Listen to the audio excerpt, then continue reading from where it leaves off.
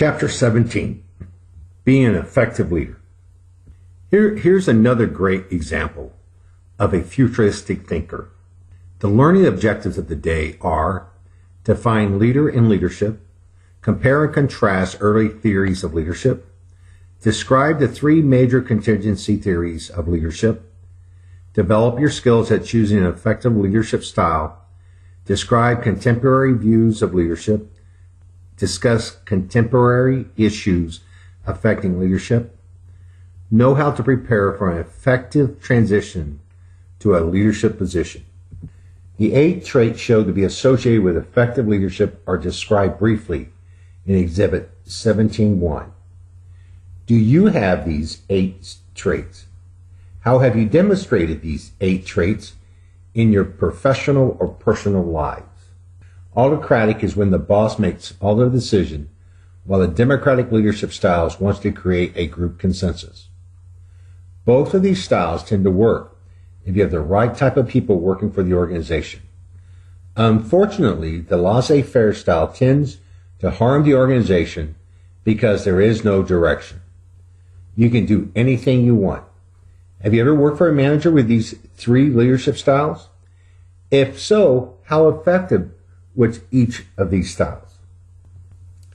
The behavioral dimension from these early leadership studies provide the basis for the development of a 2-dimensional grid for appraising leadership style. This managerial grid used the behavioral dimensions concern for people and concern for production and evaluate your leaders' use of these behaviors, ranking them on a scale. Each leadership situation was evaluated in terms of these 3 contingency variables, which, when combined, produced 8 possible situations that were either favorable or unfavorable for the leader. Situation 1, 2, 3 were classified as highly favorable for the leader. Situations 4, 5, and 6 were moderately favorable for the leader. And situations 7 and 8 were described as highly unfavorable. SLT uses the same 2 leadership dimensions that Fidler identified: task and relationship behaviors. However, Hersey and Blanchard go a step further by considering each as either high or low and then combining them into 4 specific leadership styles described as follows: telling, the leader defines roles and tells people what, how, when, and where to do various tasks. Selling, the leader provides both directive and supportive behavior. Participating, the leader and follower shares in decision making. The main role of the leader is facilitation and communication. Delegating, the leader provides little direction or support. Have you ever been in a leadership position where you had to use these 4 roles? If so, explain one of the 4 roles that you use. Honesty is absolutely essential to leadership.